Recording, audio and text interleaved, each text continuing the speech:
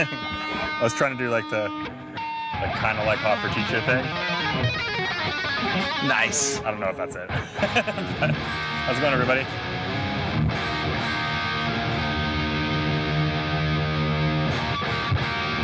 I threw it out of tune already. What's going on, everybody? New strings. Yeah, do me a favor and smash that like button. Yeah, new strings and also just... I didn't notice the strap on that, like the... These? Yeah. Yeah, it's got the things to click on. Right. Like he used the little It actually was like a... little it's not a carabiner, but like something like kinda that. So click it on and yeah. That's sweet. How's it going, everybody? Happy Wednesday.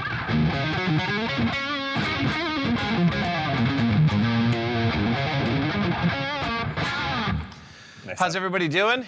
Dream Guitars, a Schecter PT Classic in purple burst. That's nice. Nice. The PTs are some of the nicer T-style guitars I've tried for sure. Like this one right here. Yes. Yeah, that's the USA one, which I will say same thing with that. Just the neck on it is just like, yeah. Yeah. The wenge. The wenge neck. The wenge. So we're talking today about everybody's dream guitars. I'm an old fart now, so... Pass me that and I'll start a... Oh yeah, going back into the 90s. I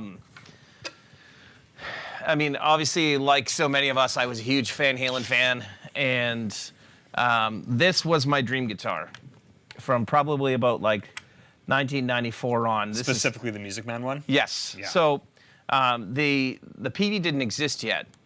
So this... Oh, really? Okay, so my... Yeah, Eddie went to PV kind of later 90s. I don't know exactly when. I got the Wolfgang that you have there in 98. My Van Halen history is not well versed. So, yeah, from when the For Unlawful Carnal Knowledge album came out, and there was the Van Halen Live Right Here, Right Now DVD, he was playing an amber Music Man. It had like a 5150 decal or decal for our American friends on the back here. And yeah, I loved the look of this guitar. Always been a sucker for matching headstocks, which Ernie Ball does on these, and yeah, thought it was phenomenal. Always really love quilt maple tops, yeah. And like how this guitar, I mean, the lighting's kind of shining off it in a weird way, but how it looks like waves, and like this one particularly has really, really nice quilt to it. Yeah. So I wanted one of these, and there was nowhere in Manitoba that had one of these when I was growing up. Yeah, they're very limited. Yeah, and you couldn't find them, like, every now and then you'd see them on eBay, but they're way out of my price range. And so anyway, I started saving my shekels, and when I finally got to the point where like I still couldn't afford to buy the guitar outright, but when I did get to the point where I could afford something nicer, Eddie had left Ernie Ball, gone to PV, and announced the Wolfgang. So that is older than this? Yes. I would not have guessed that. No? I guess, again, my history was just incorrect, but I assumed that was just like kind of a... Actually, no, because he wasn't, I guess, yeah, PV was kind of the thing before he actually went to just EVH brand. Yes. Yeah, which would have been made by Fender, I guess. Yep. The guitars as well? Yeah, and, yes. the amps, yeah. Yep. Cool. So the Ernie Ball, I don't remember what year, Luke could probably look it up, what year they started, like the PV Wolfgang came in. I want to say probably like 96-ish. Is my guess. Something like that. But internet, you will tell us, or Luke will. Mm-hmm. Using the internet. Yeah, so the, what's up, Brett? How you doing, buddy? How's it going, dude?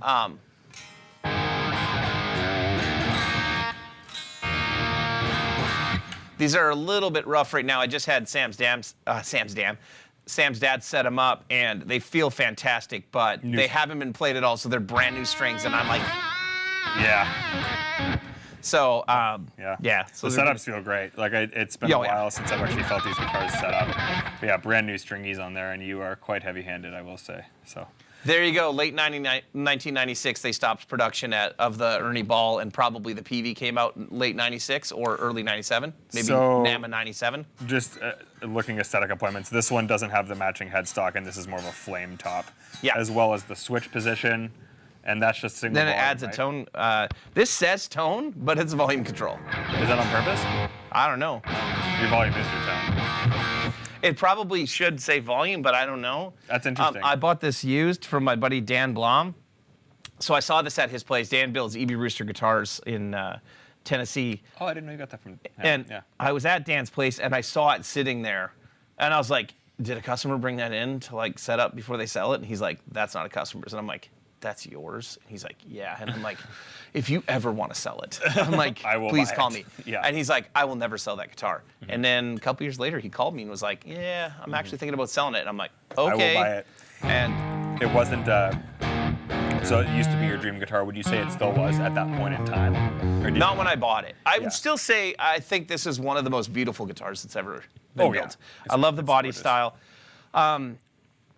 You know, there's something, I mean, my favorite Van Halen album is the For Unlawful Carnal Knowledge album. I know everybody who loves David Lee Roth is going to shit all over me for that, but screw you. So Sammy can sing. Yeah. I think that people didn't like Dave because he could sing. They liked him because he was a great frontman. Yeah. You know, like that's the thing. Like, there's other vocalists like that where, you know, like technically they might not be the most accomplished vocalist, but it just suits what was happening, and the vibe and just the energy Yeah. is what people are drawn to, right? Yeah. So, but I think objectively from a technical perspective, Sammy Hagar is a better singer. Yes. But what do you guys think? What team are you on, Van Halen or Van Hagar? I think for me, and again, like my knowledge and appreciation is different than yours. Oh, Van Hagar. So one of the first, I think it was on cassette, maybe in the 90s, or maybe it was one of the first CDs I got, but I had Van Halen 1 as a kid. Yeah. I was trying to figure that out. Is that it?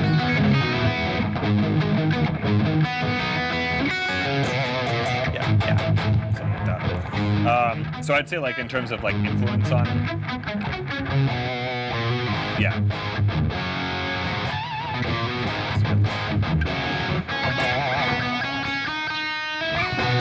Somewhere in there. In terms of influence on me as a young guitar player, I would say that the David Lee Roth era, like I heard, 1984 and the self-titled, or Van Halen 1 were two albums that my dad got me when I was like younger. So I think just in terms of like, you're growing up, you hear those songs. Yeah. That was more influential to me because I was really starting to get into that type of guitar at that point. Yeah, so know? my dad didn't listen to Van Halen at all. And like Right. my dad was more of a like Boston, like Supertramp, Yeah. you know, CCR bands like that. Yeah, Boston's a big one for me too. Yeah. Yeah. So Fleetwood Mac, stuff like that. So Van Halen, for me, came from me just like starting to play the guitar, and honestly, it was probably my older brother Scott had the For Unlawful Carnal Knowledge record, and that I probably heard it first. And then when I saw the Live Right Here, Right Now concert, where like it starts out with Eddie with the drill for the pound cake, like and then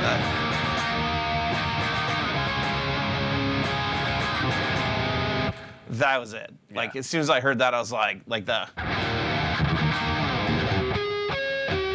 Yeah. that was hooked. That was the riff. Yeah.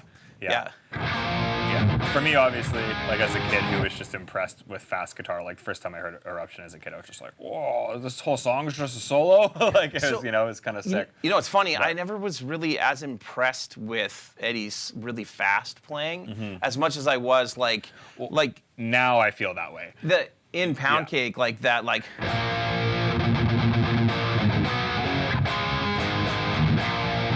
the progressions. His rhythm playing is amazing. Yeah. And then it cuts, and he just with his volume control goes like just yeah. I I see a couple questions here, which we will get to. Yeah, I think now that I've like been playing longer and appreciate that, I think his rhythm playing to me and like riffs are and like groove, like the feel is way more impressive to me than the shred. But as a kid, when you just see people tapping and doing fast, crazy shit, you're like, oh, this is the coolest thing ever. Yeah. But that was what, like that era to me was like David Lee Roth with the Frankenstrat. You know, it was like pre Wolfgang, like all of that. Lefty Mike asked if the G12 H75 Creamback has a tighter bass response than the V30. I would say it has a wider frequency range, but I don't think it's as tight. Personal thing. I think it's just because like I think it has a better bass response. It has more bass response, I would say. Yeah, but I don't think it's as tight of a speaker because you have to push it a bit more. I guess it depends on the amp you're using as well. So I guess it depends on how you're dialing it. But definitely the ability to produce more low end than a V30. Whether or not it's tighter, I guess would depend on how much you're pushing it, because it does depend on how much you're pushing it in terms of that like tightness, you know. Yeah. Yep. But more bass for sure. Whether it's tighter or not depends on how you want to do it. So back to talking about the guitars. Here, why don't you try this one and let's swap for a second. Sam's all polite to you guys. I didn't bother hitting my tuner pedal. So like immediately the differences on the Wolfgang, the Wolf neck is so much fatter. Yeah. Oh, someone did say the tone thing isn't anything. That's yeah. How it's supposed to be. On the Wolfgang, yeah. And this is a little more, a little less glossy. Less glossy. The neck? Yeah. I feel that it's way more gloss. This is literally. No, that's what I mean. This one is. Yeah. The gloss level on this, Sam, that's all my sweat, dude. Oh, great. Like this was my main guitar for a decade. Yeah, that's what I meant. This feels like not sticky, but just like a little. And this has kind of like the bird's eye thing going on. Is the same thing on that one? Same. Yeah. So the necks are quite similar. The matching headstock's different. Yep. And it's the quilt. Like the color is pretty bang on, but it's like the quilt versus that. And then the pickups, I guess. Is this the one? Which one did Chris just read? So actually, huge shout out to Chris at Peg City Pickups. So I took this to Sam's dad because we tried it on last week. Did we try it or the week before? Yeah. And I was like, ugh, like something sounds very unhealthy. And I thought like it was just like maybe a cap or something in here was shot, but actually one of the coils was completely shot. And your dad told me he tested it, but he reached out to Chris from Peg City, and Chris fully rewound the pickup for it this week. Yeah. And like sent it back over, and your dad was like, he's like, Chris didn't give me a bill, and I'm like, oh. Okay, I'm like, I'll call Chris. So Chris, if you're watching this or if you see this, thank you. It sounds like. It sounds great. So definitely anybody who's looking for pickups, check out Peg City. We put his P90s in that Les Paul Special I got, and sounds fucking great. Yeah, like really, he builds really good. Chris winds builds awesome stuff. He winds really great pickups. Yeah. He doesn't build pickups though. Oh yeah, he winds. Yeah. Well, I know what you mean. But even rewinding that pickup, like it sounds amazing. Yeah. Really great job. Your dream guitar is a Black Beauty Gibson Les Paul. Nice, Ronnie. Yeah.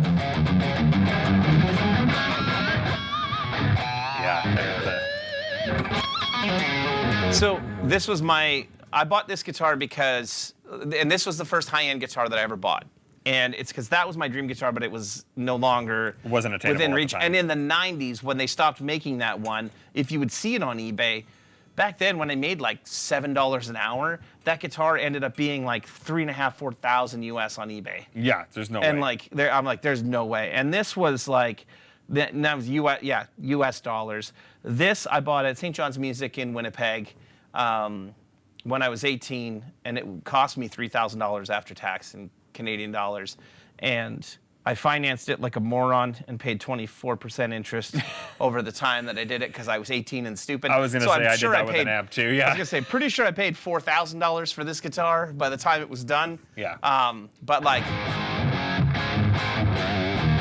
I played in a band for like 8 or 9 years, I think 8 years, and this was my #1 guitar for almost the entire time. Do you have another one? I have Wolfgang Special that was purple that I had repainted metallic silver. That's the one I was thinking of. I used it as a backup to this. No, I didn't. When I played in the band, I used Tom DeLonge as a backup to this, which makes no sense at all. Which you still have. I still have. Which yes. also rips. That's a nice. Yeah, That's a really killer nice guitar. Yeah. I tried buying.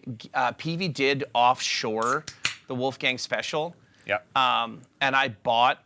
It was a Korean-made, I think, Wolfgang Special, and I thought it was just gorgeous. The Wolfgang Specials don't have the carved top. Right. But it was quilted maple, which you couldn't get on any of the US PVs anymore because they said they didn't have enough. Did I see it stock. when it was before you got it painted? What's that? You never saw mine before I got it painted. No. Okay. I feel like I saw pictures of it then. Maybe it was the purple coat. It was the purple one, and it was horrible. Oh, okay. I was gonna say I liked it.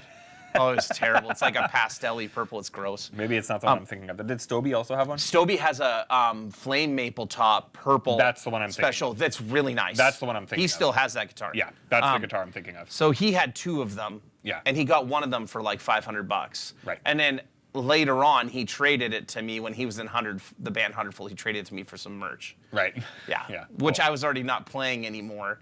Right. Like in a band, but I got it. I was like, oh, then I have a real backup to this. Yeah. And then I never played in a band again. Right. So Yeah. Do you still have that? No. yeah. That's the one. But I'm actually selling that guitar. That's or the I'm one I gonna- was thinking of because I've seen that kicking around for sure. So I got it painted at an auto body shop, and they painted it like a metallic silver. Looks rad, but like, yeah. But I will say this about this guitar. This guitar is probably, next to my Schecter, has to be the most stable guitar Yes. I have. Like, my Schecter and this, like, the weather changes, That thing doesn't move. they don't move. I don't know why. I will give a shout out to the Tyler as well. Yeah. Because we just had my dad try that out, and it's been sitting like out in the shop, and like it's dry and cold here in the winter. This shop gets like insanely dry because we got to Yes. keep the heat going to keep it going. That thing has not, or keep the heat going to actually keep it like workable in here because it gets cold quick. And that thing doesn't move. Yeah. It feels awesome. What would you buy if you could only afford one, Les Paul or Wolfgang? I personally would probably buy a Wolfgang. I'm just not really a Les Paul guy. That's the reason. But I guess it depends, like what you want. Like, do you want a trem? Do you want a Floyd Rose, or do you want a hardtail? This guitar sounds fantastic, Yeah. but that guitar also sounds fantastic. Here's what I would say. I'd say Les Pauls sound a little bit gnarlier than Wolfgangs do to me. Well, there's more weight, right? Yeah, and there's just something about the mid-range and the upper mid-range frequencies that you get from a Les Paul that just sounds a little... What's up, Mike? What's up, dude? Mike Nielsen. Yeah, dude, this thing, we were just talking about how sick it is. Yes. And this thing freaking got some chorus on there, but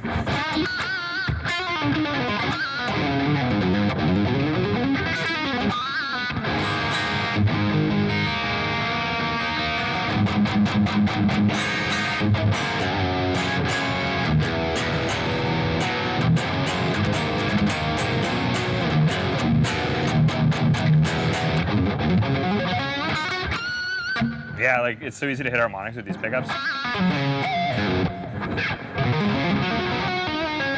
Yeah.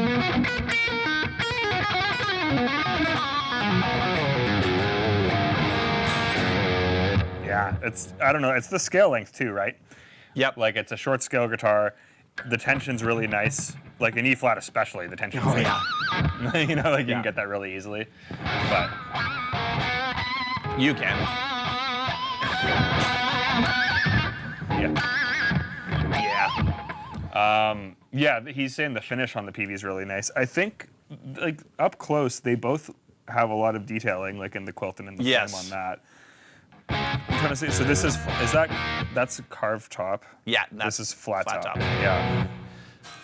They're both fantastic guitars, and what I was gonna say about the guy who asked about Les Paul versus EVH, the EVH will be more stable. So if I had to choose only one, I probably would take the Wolfgang Yeah. because it'll cover everything that I want.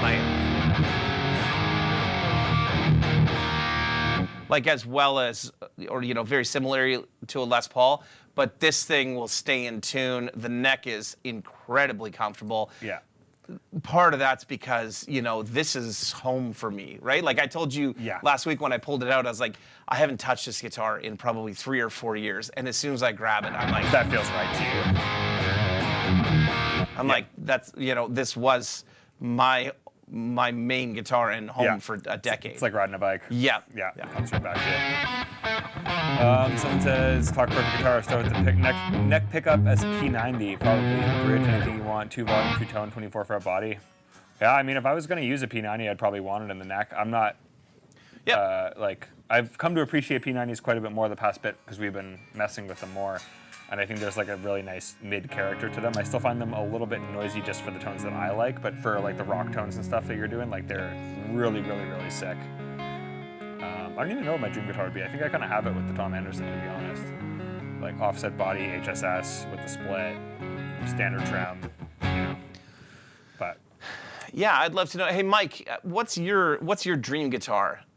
You guys who don't know Big Hairy Guitars, that's Mike Nielsen. You got to go check out his YouTube channel when we're done. Mike writes the best demo tracks it's ever. Yeah. Phenomenal dude and killer player. Yeah. But I'm curious, like, yeah, I mean, I'm curious, everybody in the chat, like, what is your dream guitar? You know, Ronnie said the Black Beauty, and you know, I wanted that guitar more than anything. I didn't care about Les Pauls at all until like quite a bit later. It's crazy to me that this is older. Like it seems newer. Like I guess that thing's been played so much. Yeah. Because you've done it. But like, this thing is in like crazy good shape, and I guess obviously.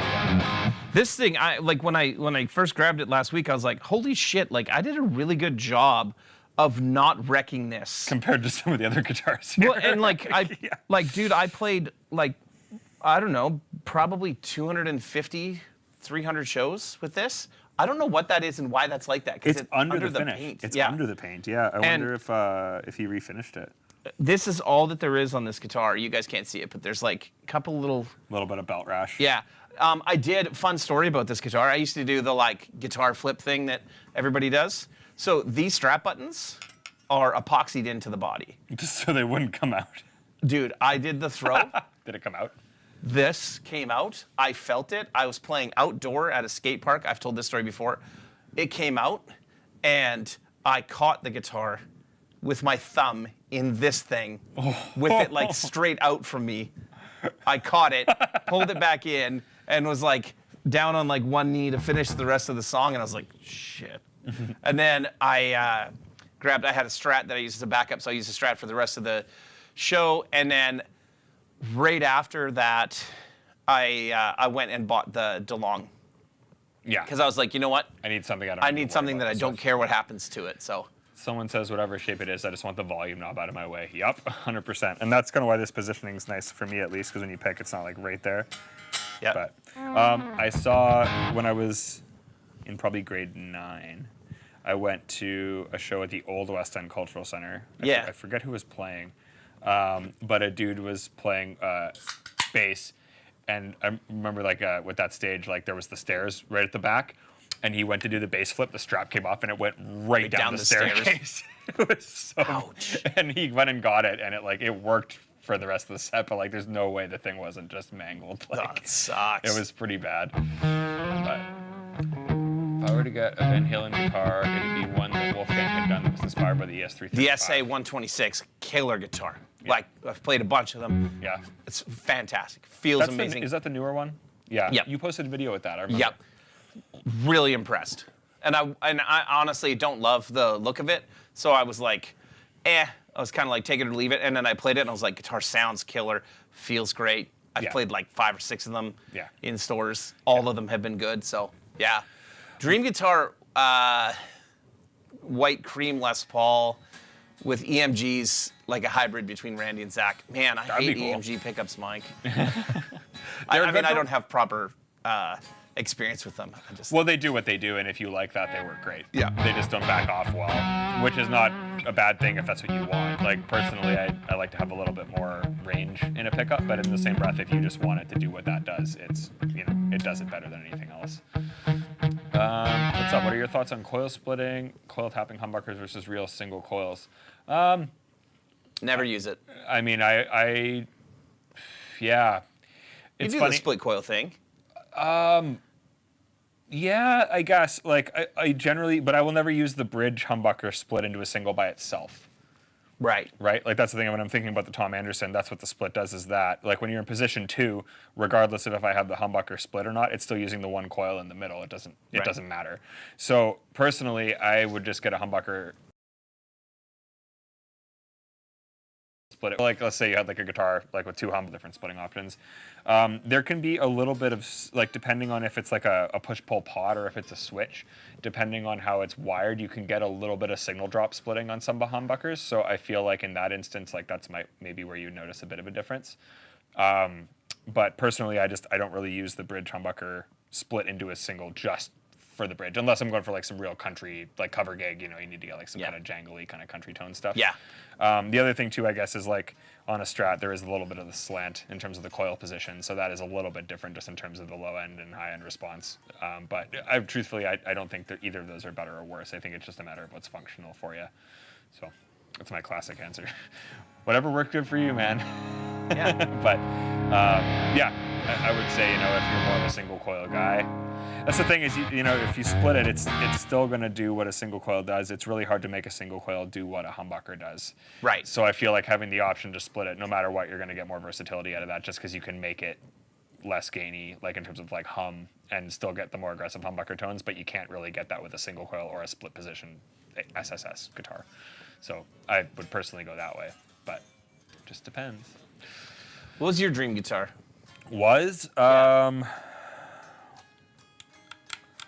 Back in the day, it would have been like a PRS, like a McCarty or something like that. I remember I saw Brown Sound from Sum 41 playing those, and Sum 41 was like, when I was growing up, that was the band that really got me into playing guitar. And I forget what music video it was, where he was playing, I think it might have been a Tremonti. And I was It's In Too Deep. He's playing is the In Too Deep video, and I was like to my dad, I'm like, that's not a Les Paul. He's like, no, that's a PRS. That's a really nice single cut. And I was like, okay. And then I tried one at a music store in Halifax and was just like, whoa, this is Does your dad hate Les Pauls? Nope. No. No. Oh no, he loves how they sound. I think it's a matter of just it's like anything else. It's the stability. Mike Nielsen, did you send us money? Why did you send us money? That's funny. Mike Nielsen sent us the Here's only $5 to say you like EMGs. How do you guys compare your 212s and 412s? I keep looking, but maybe it's impossible to really get a 412 sound out of a 212. Yeah, I think it is. It is. In the same breath, I think if you're putting mixed speakers in a 212, you can cover a lot of range. Yeah. 412 just physically sounds bigger. Like I don't think there's any way really to go around that.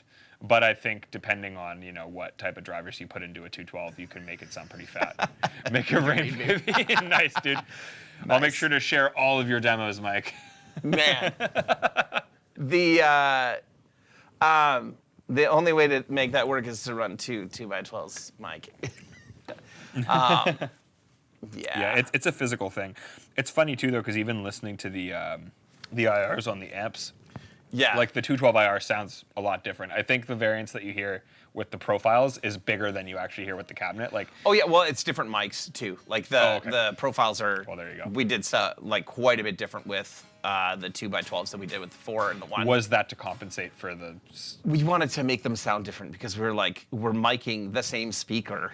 Right. In a 412 enclosure, a 112 enclosure, and a 212, and like really in the tune-up software. So for those of you guys who aren't those of you that aren't familiar with how the Dyne-IR thing works, if you download the Torpedo remote, you can move the mics. You can change the mics for one. And there's 8 different microphones that we use, and you can move them around the room or put them on or off axis. Right. There's a lot you can do. So yeah, we were looking at it, going like, well, if we're gonna most people are still going to use up close and either on axis or off axis for their core sound, rather than pulling the mic back. Yeah. I'm like, how is the 212 going to sound different than the 412 than the 112 when it's right up against the speaker? It doesn't sound drastically different. Yeah. There's a little bit to hear off the box, but it's if you're moving the mics back in the room, then that you get more room sound and you get more of what the box actually sounds like. Correct. But that just doesn't sound as direct. So Sean also chose the presets that are on there. There's different mics. It's not all 57 and a 121. So. Yeah. Anyways, point being, I think physically, it's hard to reproduce just the body that a 412 has. But if you put the right speakers in a 212, you can hopefully get a little closer.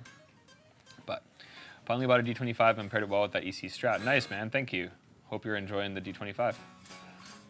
Anderson Angel 7 with a reverse headstock. Oh, dude, nice. the Angel 6 we have here is such a nice guitar. Yeah.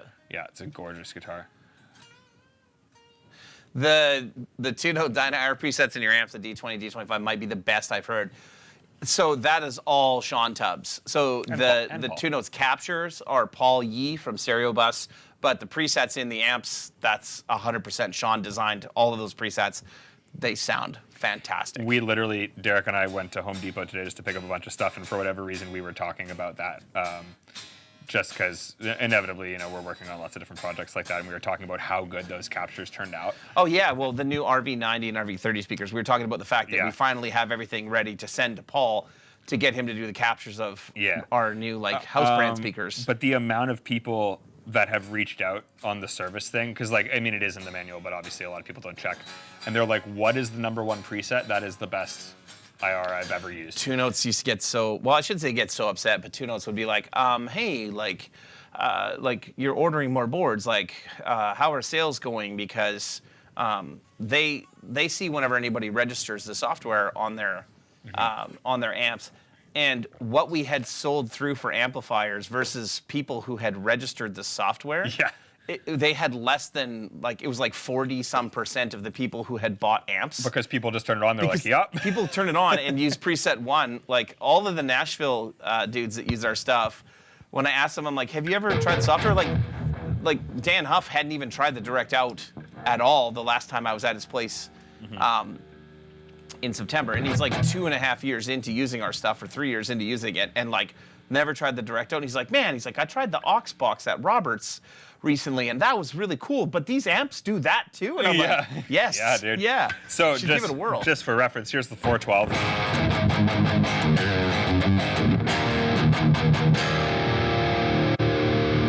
Here's the 212. And different mics, but the top end is very different. It sounds kind of phasey to me, the way that it is, but that's just the preset.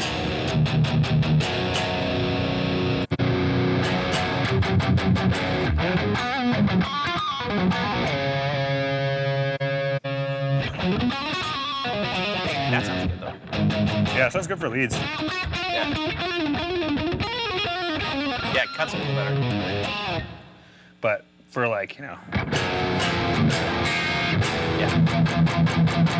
it's hard to beat that, man. Yeah. Yeah. Nice and wide. Oh, and so you guys know what we're playing through. I'm playing through D20 Mark II. Boost is on, the way I like it, and the G3 pedal.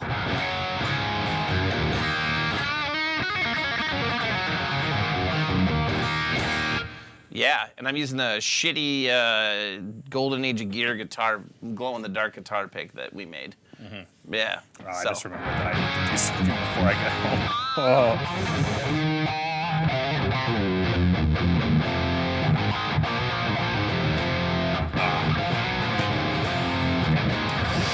I screwed myself. You screwed yourself? I screwed Danielle. I forgot she had to do something. Oh. She needs your car? Yeah.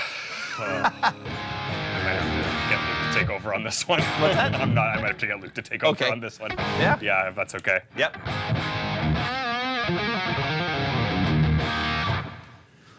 So PRS was yours. I saw somebody saying that there's James Tyler, the original Dan Huff, original classic. Yeah, I really want one of those. I love the Studio Elite that I have, but there's something about that black Dan Huff classic that's just so tasty.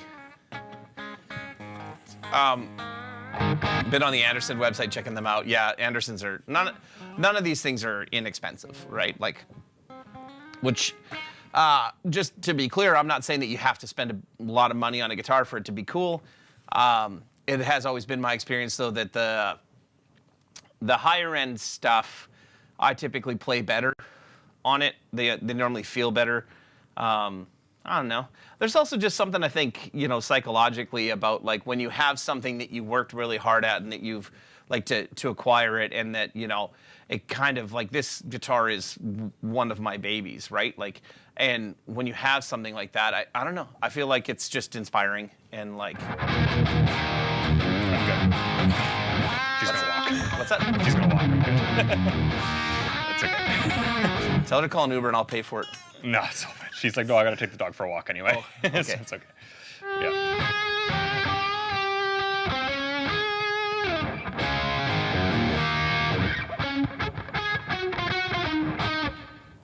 Yeah. So yeah. I mean, I've always wanted other guitars. Like a gold top Les Paul is one of my favorite things in the world too. And I have one. It's not here right now. And then, you know, the PRSs, love the Tremonti, like the single cut PRSs too. I probably, different than you, I started down the PRS like rabbit hole when everybody's gonna make fun of me. Here it comes. Nickelback was playing PRS, and so was POD. And Oh, I was no a hate on huge fan of Nickelback. both. Chad Kruger, I saw playing those two around the same time. Yes, Yeah. like early 2000s. And that's when I was like, ooh, like these are awesome. Yeah. Like, Yeah, they're Yeah. really nice. They were like just sleeker and more modern, and like I don't think like as a kid, a Les Paul was a big bulky guitar to be playing, right? I remember just trying those and being like, oh, this feels really comfortable. yeah. You know? That's why I liked this guitar. Like it's not a shorter scale, really, but it feels like the neck is pushed further into the body because of the way that it's built. So like your position, like you're not grabbing as far out on these as you would on like a Strat. Yeah, totally. Like- The scale length, right? But the scale length's not shorter. It's No. just the whole thing is moved further Kind in. of like, yeah, it's Yeah. really cool. Someone's asking when baritone scale guitars are really necessary. Jim Root has been rocking drop B on and drop A tuned Strats and Tellys for years. I guess it just depends on the, like, having a longer scale does create more string tension. So if you're going any lower than that, you definitely would notice a difference. And it, again, like if you're okay with the really slinky tension, like Gibson did the 7-string Les Paul, and it's like, you know, I think as short a scale as you could probably get away with for anything that low. But it's just a matter of if you want more tension or not. So Couldn't you just increase the thickness of the strings to create more tension to offset that a little bit too, though? Yes, but then like you could get easier feel with a lighter string gauge and a longer neck. Right. Yeah. Yeah. Right, like what that- I'm saying is, if Jim Root's been using a standard, like who knows if he's using, you know, 70s. Oh, he probably and is. like He probably is. But in the same breath, if you had like a 27 plus inch scale guitar, you could get away with maybe using a 60, right? Like that's Also- the thing, because the scale length will contribute to that. So you could have strings that feel lighter under your hands just because the neck is longer. But then the neck's longer, so it's, you know, just a matter of what you want. Also, these guitars right now, they are tuned down a half step. I think Van Halen's stuff is not quite standard tuning, but not down a half step, if I remember correctly. It's like quarter. I don't know. Like it's like instead of A440, somebody can correct me in the chat. I thought he was like 430 something. Anyway, I play the string. These are the String Joy 10 to 48 set. And this to me feels like.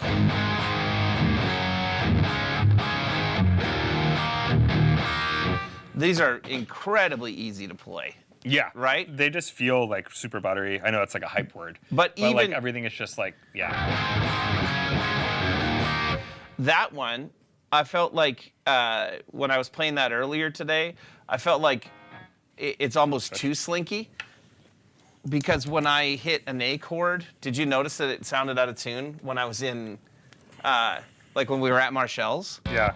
Like, On that one. yeah, like, This feels bigger. That feels smaller to me. Which is like, like.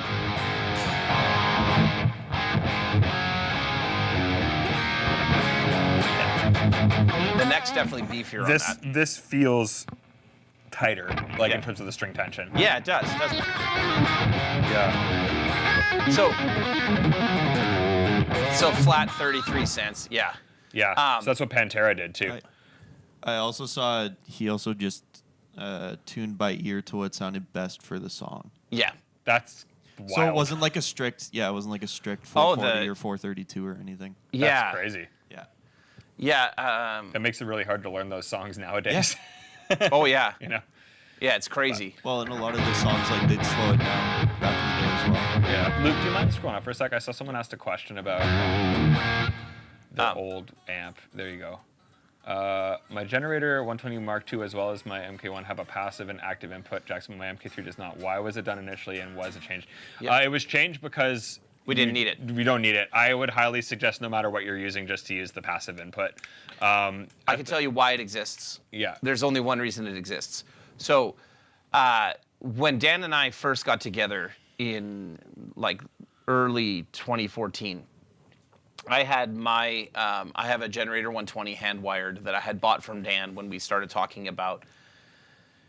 Like I ordered one from him originally. No, it's not in here. It's over here somewhere or in the back. Yeah.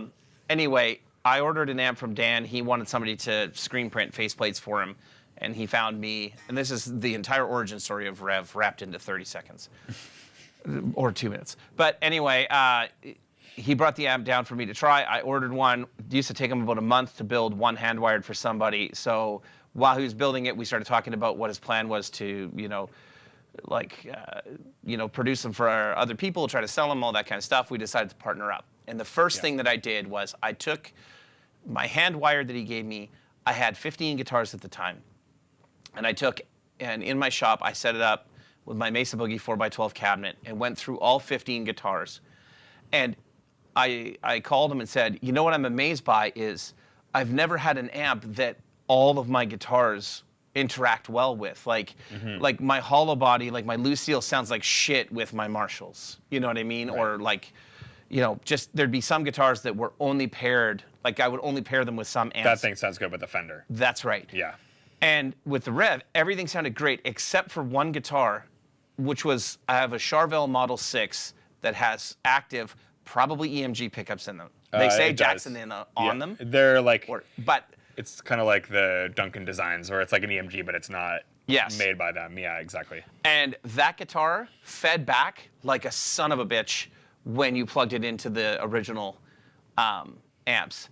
So Dan put a passive input that killed some of the signal, or the active input, which just killed some of the signal coming in and pulled it back a little bit so that it wasn't so hot coming into the amp.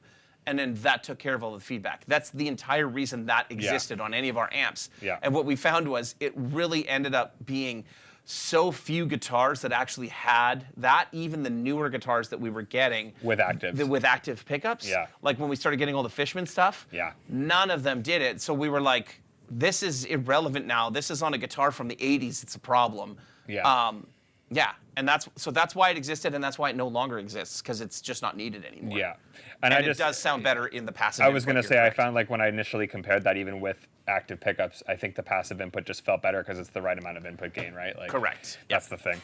So. Paul Reed Smith turns me off, preventing me from buying a PRS. Yeah, I'm really big on that. There are guitar brands, I've said this before, I won't out who it is, but there are guitar brands and there are amp brands that I will not own their stuff because I have met the people behind the brand, and there are people that I think are shitty people. Yeah, I don't know enough about Paul Reed Smith to say that, but in the same breath, I don't know. I'm not saying that about Paul Reed Smith necessarily, but what I will say is this. I love PRS stuff. I bought a bunch of it. Yeah.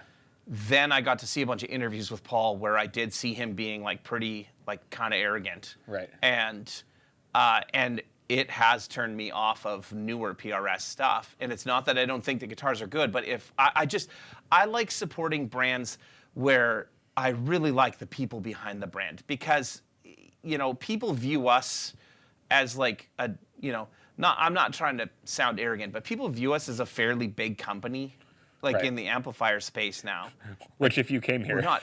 But if you came here, you'd be like, oh, no, you're not. No, you're not. Yeah. And we're as much of a paycheck to paycheck company as you probably are in your daily gig, or most people are. It is a grind to work in our industry. And when I meet people that are really great people that are behind the brand, it really makes me want to buy and support their stuff.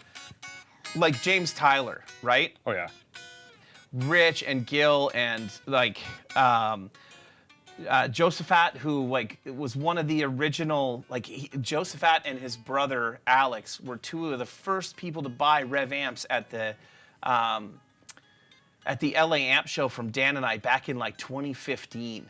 And for a couple years in a row, like the first year they went together and bought a Generator 100 from us for Alex. And then the next year they bought a Gen 740 together for Josephat. And those dudes both work at James Tyler. And like David Brown, who used to be our rep at Guitar Center when we first started dealing with musicians, friend in Guitar Center, when they were really good to deal with. Yeah. David is now a luthier and works at Tyler. And Gil, who's at Tyler, used to work with like JMP guitars, or no, sorry, Baker guitars, like Gene Baker guitars, and like just they're great people. So that makes you want to work with them. It's the same with Tom Anderson. Like Marcus and Tom are the nicest guys. Same thing. RCD, Schecter, like, all those brands. Yeah. So that's a huge thing for me, that when I meet people and I'm like, oh, you're awesome. Like Nordvang, like the 83 drive from Nordvang, still one of my favorite overdrive pedals we've ever made. Yeah. Right? Yeah. Totally. Or sorry, not that we've ever made, that I've ever bought. Yeah. Henrik from Nordvang, I like hung out with him in Germany. He's from Denmark.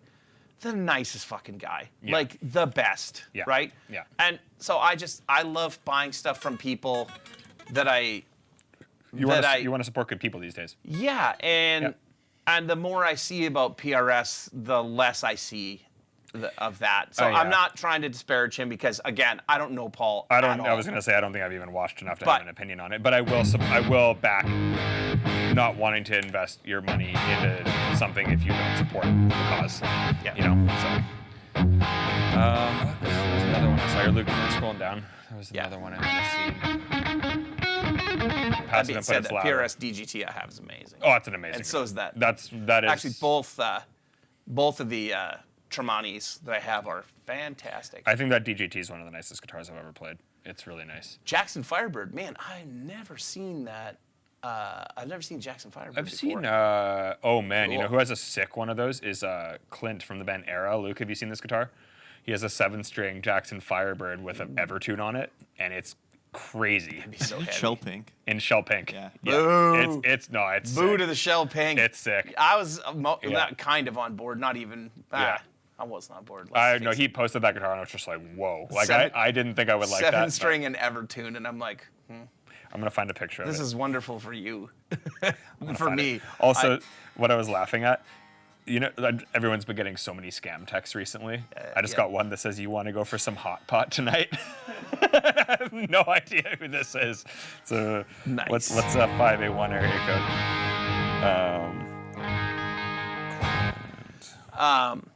Yeah, so if you guys are just joining us, we're talking about what's your favorite guitar, and we've just briefly touched on the idea that, like, it's great to buy things from companies that are good people and to support people that you like. I will also say that it's few and far between that I meet somebody in our industry that's shitty. Like, a good example, too, of something, Dave Friedman has... Oh, yeah, it does look cool. It's really sick with the reverse headstock Yeah. too. It's super sick. Dave Friedman is incredibly surly. And, in the early days of Rev, Dave would come by and, he'd come by our booth and he'd make, like, little comments that were kind of like low-key shitty, like, kind of like, yeah. like, I don't know what you would call it. Like backhanded compliments. Yeah. Right? Yep. Like, he came over, I remember Sean and I were at Sweetwater Gear Fest, the first year we did Gear Fest, and Tubbs and I are standing there, and Dave comes over to our booth. And when I say booth, we had a table as the size of our coffee table. It's small. Tiny. Like 4 foot or maybe 6 foot or something, right? Yeah. And we're at the booth, and Dave, Friedman / Boutique had, like, the size of this room, right? Like, they had... Yeah. And he comes over and he's like, "Man, I love coming over to your booth. It's so quiet." Yeah, and I'm like, "I know, because we have built-in reactive load box and everybody's on headphones." And by everybody, I mean there's one amp here and one pedal board and Sean. Yeah. But you could tell it was a little bit like, no one's here. Yeah. But Oh, man. said, Dave's funny. Yeah. That being said, there's people like that have, like, this great, like, kind of, like, quick wit personality. Yeah. Like Jeremy Kroll's another buddy of ours that's just like Yeah. can take the piss out of you. But like Dave is one of the nicest people. Oh, and yeah. is like I consider Dave a close friend. Anytime we're at Sweetwater or anywhere together, like I spent a bunch of time with him at Woodshed this year. He's just the best. Yeah, super nice You know, guy. so like tough love kind of guy. well, yeah, and there's guys like that yeah. Yeah. So the people who I, often are like, oh, you're shitty, are people that I'm just like, oh, you're like trying to soak our industry for every dollar you can, and you're not even really a musician. totally. More people like that. Or people who like get into rivalries over gear, yeah. where it's like they start, posting shit comments about, another pedal company or another amp company because they don't realize that like, man, there's room in our industry for everyone. How many fucking Tube Screamer copies are there? Yeah.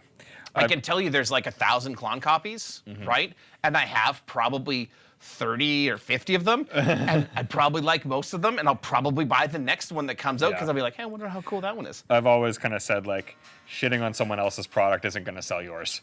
Great, know? Great analogy. Yeah, like, just, like, giving someone a reason not to buy something else is not giving them a reason to support. And just because I buy somebody else's product or you buy somebody else's product today doesn't mean I'm not going to buy your product later. It doesn't mean that if I bought something that Luke made instead of you, it doesn't mean what you make that I think it's shit. It's just that, I was interested in that right now. Yes. And I might be interested in your thing later. Yeah. That's why I never get upset. Like when people are like, oh yeah, there's a guy, I'm sorry if you're watching this, there's a guy who's been emailing us about wanting to get a cabinet. And he's looking for a price on a cabinet. For a custom cabinet to match a new Bad Cat that he just bought. And I'm not like, well, you bought a Bad Cat head? I'm like, no, okay, cool. So we can sell you Bad Cats are good amps. Great. Yeah, Bad Cats are great amps. Yeah. Which I have to reply to that guy. Sorry, guy. Yeah. And there's also gear that I've, companies where I really like the people, where it's still not a product I would use for myself, but I'll still support it and tell people that it's a good product. 100%. I mean, I would say Aristides is that for me, that I have an 060. I don't ever play it because it's just not the style of guitar. It doesn't suit you, but they're great dudes and it's a great guitar. Great guitar, and I know that the vast majority of people, this is why they're still always part of our NAMM booth. I know the amount of people that are coming to try Generator products, they will love Aristides. Yes. Absolutely. Yeah. Like and they I pair will well together. say, their guitars sound really good with our amps. Like the way that they have the kind of high mid attack thing, like it works really well with the Generator, right? So. And again, they're the nicest people. Oh, they're the best. Pascal is amazing. That is, well, Joey and I talk about that on Golden Age a lot, where like we buy things from people that we like. His partners, like partnerships that he has for signature products, they're all friends of his. Yes. And it has to be, or else the relationship gets strained and then the product doesn't turn out as good as you want it to, right? Yep. Yeah, how to be successful, make great stuff, and don't be a dick. Dude, you just summed it up so perfectly. That's pretty much it. Let's grab that Franken guitar over here, because that's kind of like it's a replica of the OG. This is the real one, right? This isn't the... Yeah, I bought a Chinese one that's garbage. just to see how it Luke, was. can you go grab the China one out of my office? Oh, it's so terrible.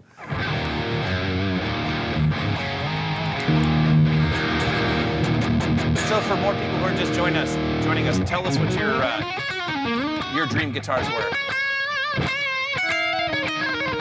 This thing needs a setup, but it still feels pretty good. They're great guitars. Like those are made in Mexico. They're great. It feels really good. Is it a little sharp? He just said careful. He goes like this. the frets are like just popping. You can put that one. Oh yeah. Whoa, did I just pop something here? Oh, that was the noise of that.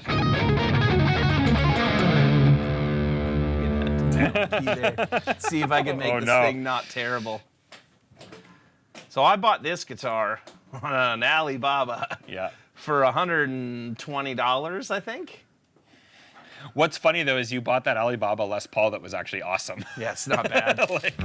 Although we did compare those pickups. You know that once that's done, you can use these tuners, right? No, I know that. I'm looking at how the bridge is.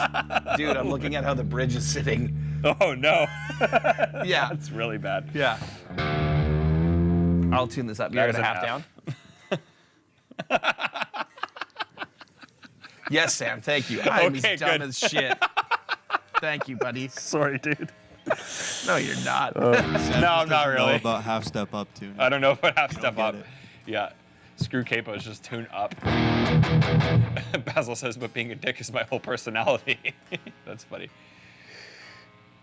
Again, Dave Friedman, Dave Friedman has the like surly dude down pat, and like you can still be that without being a piece of shit. Totally. Jeremy Kroll is one of the best examples of that too. Like Jeremy, Actually, one of the nicest guys ever. yes, and Jeremy is also a fairly surly individual.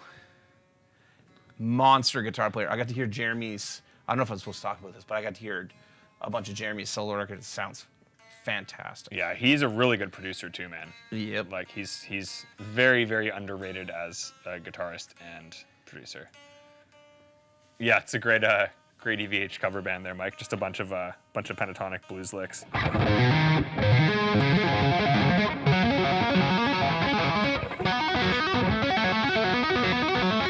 I never once tried to learn that. That's pretty much all I know for EVH.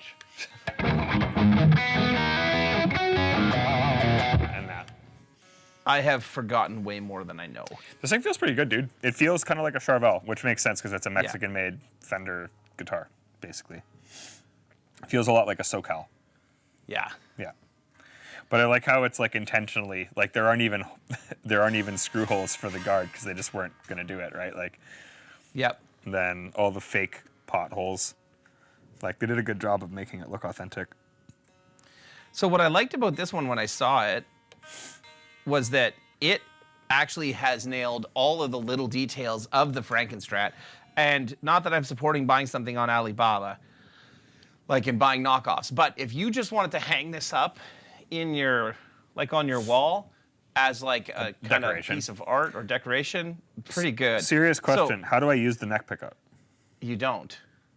And he didn't. Oh, Yeah. okay. I don't know. Does the switch work?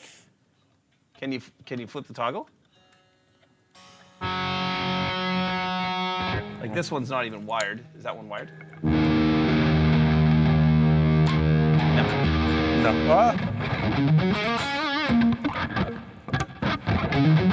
No. Nope. That's amazing. Yeah.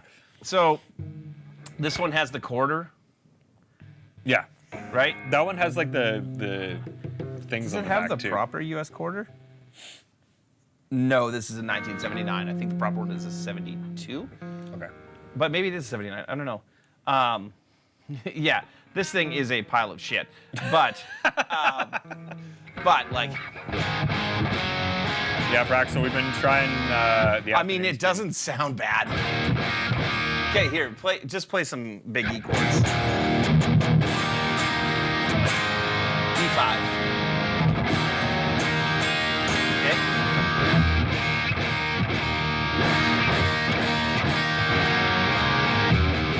You're using the G3. Yeah, I'm using the G3 pedal. Here's the amp tone. Yeah. I'm using also the G3 V2. Yeah. I have the anniversary edition, which is the V2 circuit. I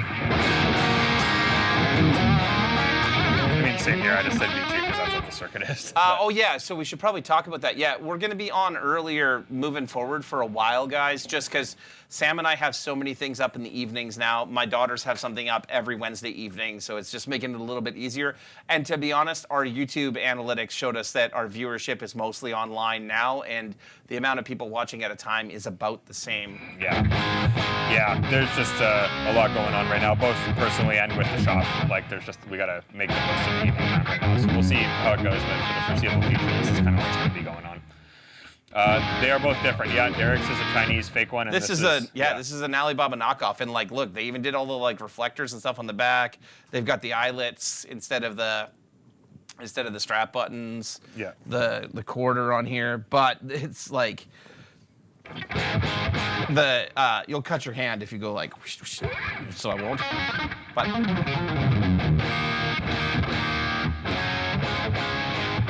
it doesn't sound bad though, does it? It really doesn't.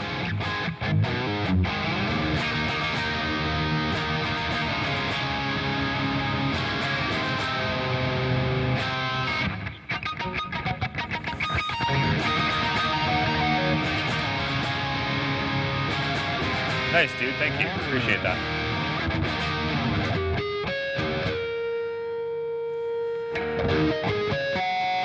So These pickups are a little bit hotter. So that harmonic run is 4, 5, 5, and then 4, 3. Sorry. 4, 5, 5.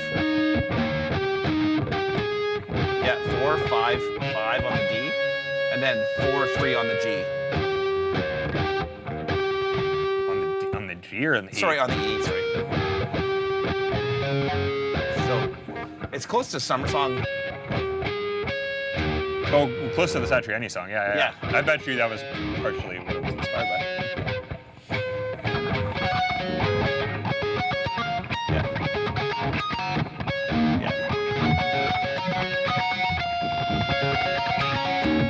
There's an Extreme song where Nuno does just that, but it's like so hard to hit that clean.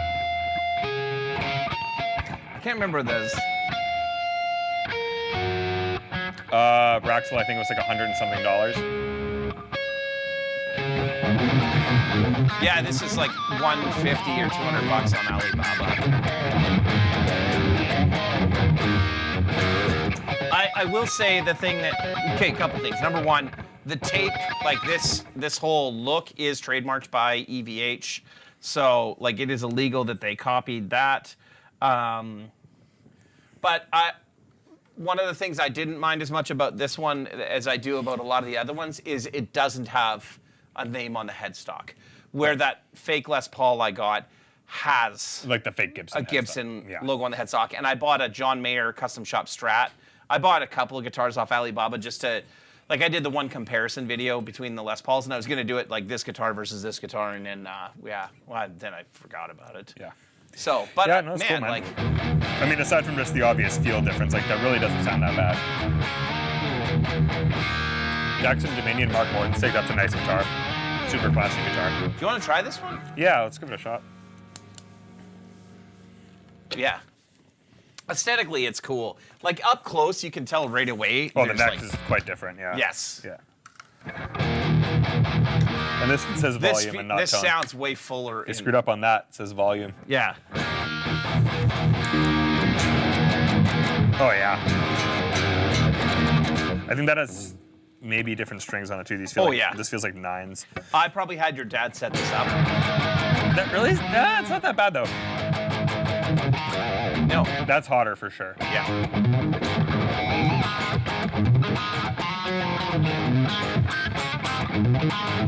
But for hanging on the wall, Yeah. yeah. Yeah.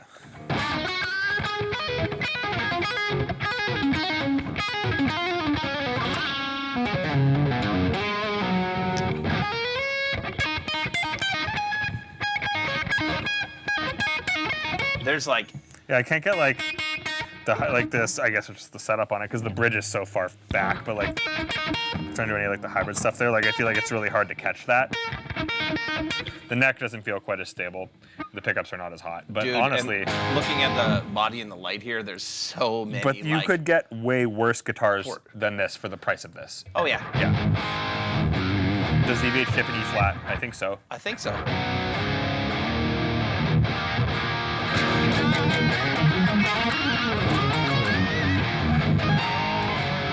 How many frets does that have? 21? This has not 21. Yeah, okay, it does. No, then this is 22. Yeah. This is 21. That's 22. Yeah. Yeah, I can feel it for sure. That's quite a bit nicer, but for the price.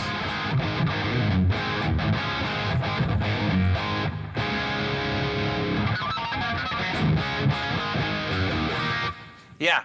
So I mean, this was never my dream guitar, but I did tell my wife one year that I was buying myself this for my birthday present because I wanted one. Yeah. And yeah, they're cool. It is cool. Yeah, I'm pretty impressed with that one. Yeah, it does feel like the newer Jacksons than Charvel's.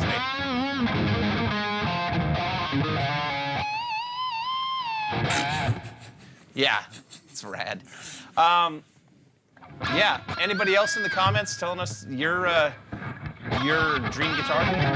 And actually, I'd love to know how many of you guys Own your dream guitars. I do now with the Tom Anderson. And the RSTDs too, man. Like, that was like the 070 I have. I think in terms of 7 strings is definitely my dream 7-string guitar. I don't think I'll ever need another one for that. My favorite 7-string ever played is Chris, his RSTDs. I can't remember Chris's last name right now.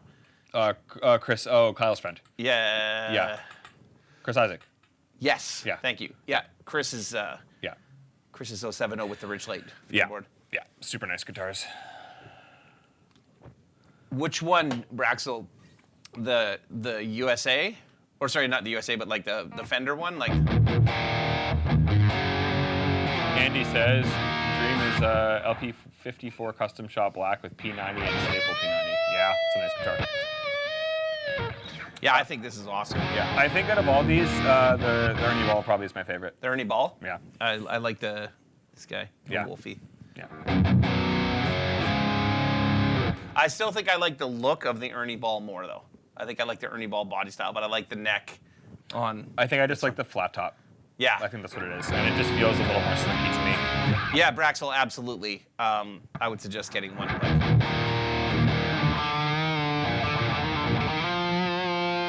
That's a good one there. We're from Dream Guitars, the Anderson SP with the lightning bolt inlays.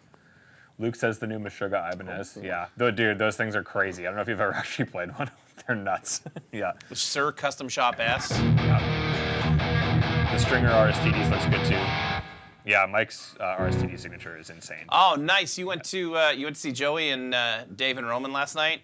I talked to Joey right before he left, and I asked him if he was excited about going out because like they really haven't gone out on any sort of Like tour for a year and a half almost. Mm-hmm. And he's like, dude, I actually am, because he doesn't like leaving home unless he has to, right? Yeah. And he was like, dude, he's like, the band is sounding so killer. Yeah. And I was like, I wish I could go to some of the dates, but I'm not. Is Murray's not out with them? It's just the No, it's three-piece? just a 3-piece. Yeah. They've got the chemistry though, man. And like Roman is a monster. Like as a drummer and a vocalist and keyboardist. I don't know if you've seen any of Roman's music, but it's insane. Yeah, dude. He's super good. I said it before, but I own a Novo Series J with humbuckers. My next dream is a baritone Novo Series J with humbuckers, if they ever offer it. Yeah, I mean, That'd be cool. I would say that I have played a Novo Series J style, but not with humbucker, or maybe has mini buckers. Joe's got a Novo baritone. Oh yeah.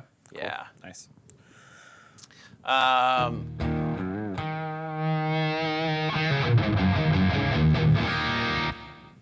I really like the Series J that I have with the P90s in it. That guitar's Yeah, rad. gorgeous guitar. Yeah.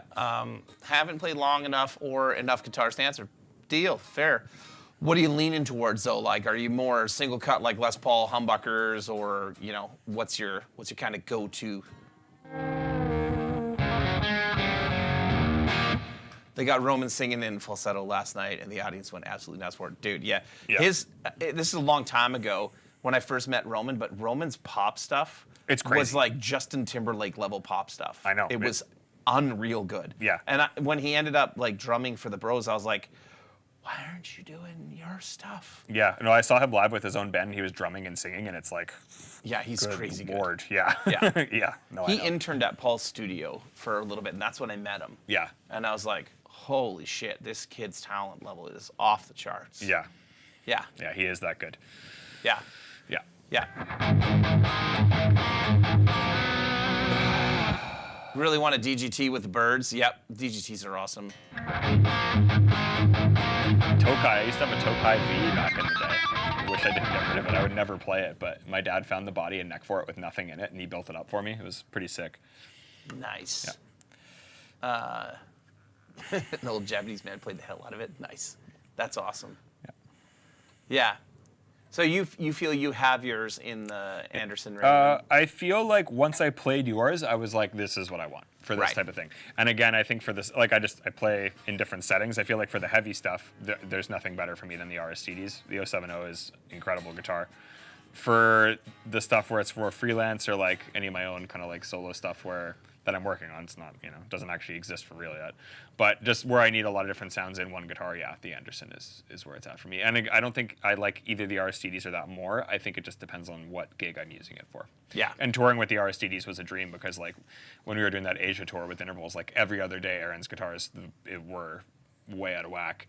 And then, like, even Jacob with the basses, like, some of them, that was before he was with Dingwall. I forget what he had at the time. He had some custom thing. And the Aristides, like, literally did not move at all. Right. And I was like, these are the perfect touring guitar because I never have to deal with that, But Mike, gotta get out of bed. yeah, Sorry, dude. Yeah. I was just saying that it's going to be a little bit earlier for the next little while until our schedules change a little bit. yeah, So, yeah. if money wasn't an issue, what is both of your dream rigs? I think I have it, honestly. Yeah, that with the G50. It's great. Works for everything I need it to do. So, yeah, I would say, honestly, I would run a wet, dry, wet rig. I would run 2 D20s. And then I don't know what I would run as the middle amp. Let me think about that. Andy, I did order it custom through Marcus at Tom Anderson, and I based it kind of on the guitar that Derek got. It is slightly stouter neck than I usually was playing. It's like I would call it more of a deep C than a modern C, which I've realized in a live setting when the adrenaline is going, I like more because it's harder to overplay it. Right. Like if you have a really thin neck, it's easy to get too into it and like move around too much, and that neck kind of makes you fight it enough that when the adrenaline's going and you're moving maybe a little too much, it keeps you in line, which I really enjoy. It has the Tom Anderson pickups, just like their factory humbuckers and singles. They sound amazing. Buzz feet and tuning system. It's got the split switch, and then it's got, I believe, I forget what the middle pull is. Maybe like a neck always on or something like that. But yeah, I don't know. It's great. I don't think I'll need another guitar of that nature ever. Does it? Okay, so if I was playing like stuff like I normally play, I would have 2 D20s, and then maybe the Bad Cat Era 30 in a wet, dry, wet rig situation. What are you doing? Oh, nothing. Oh. He's making faces at me. Oh. Yeah. And then a couple of Schecter HSSs, pedal board. I have all of the pedals that I would want. I would probably do like H90, Strymon Flint, Yeah.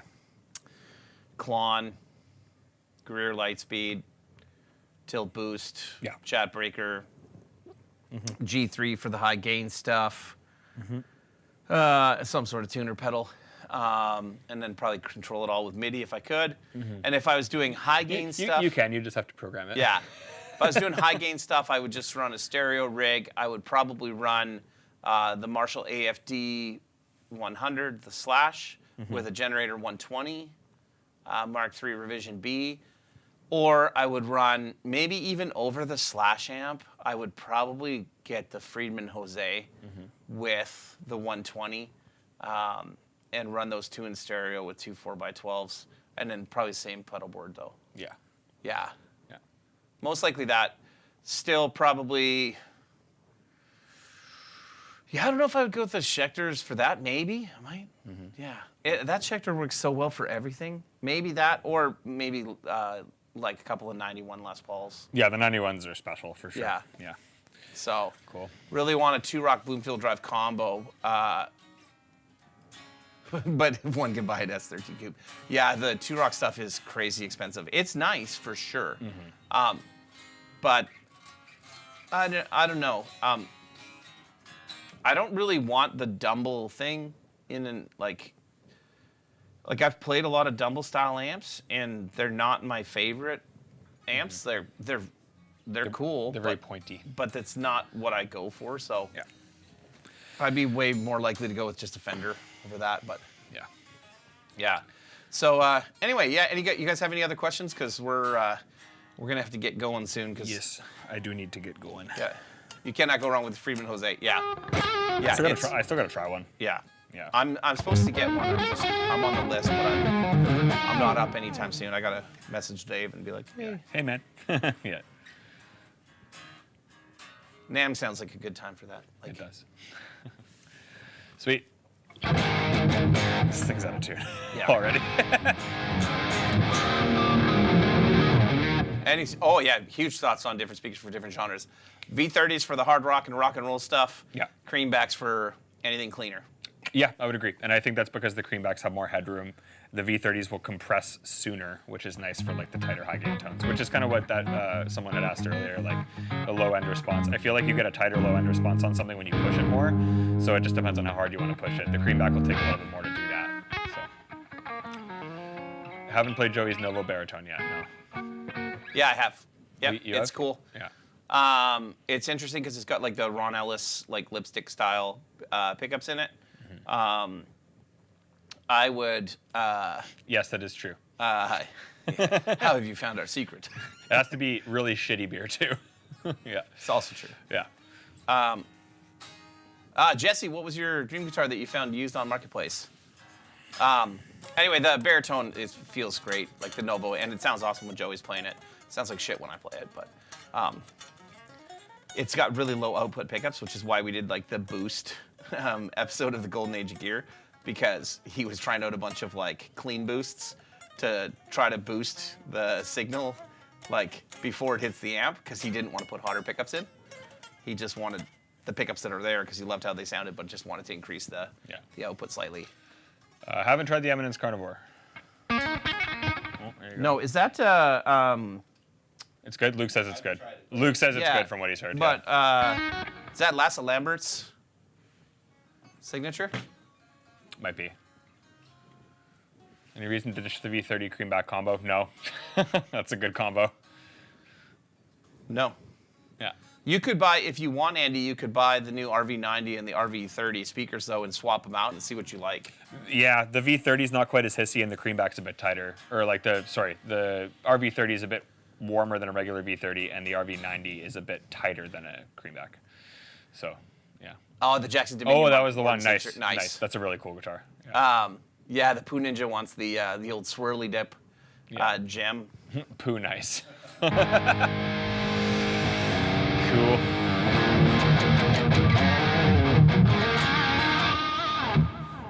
All right. Well, thanks everybody for coming and hanging out. Yeah, nice to have some friends here in the afternoon. We'll be back next Wednesday afternoon Yeah. with something else. Something else. In the meantime, head over to Facebook, find us in the Rev community. Yeah. And Golden Age comes out tomorrow. New at Golden noon. Age tomorrow. It's a good one. And then, it's Black Friday time, so pedals are on sale, G20s are on sale, Gen 120 is on sale. All the generators except D25s. the 50. All the dynamics except the 40.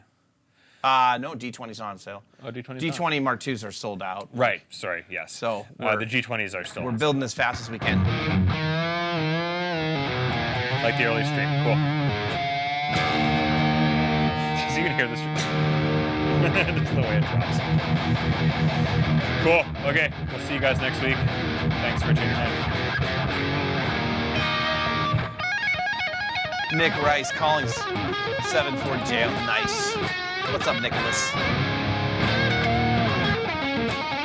Thanks, everybody. We'll see you later.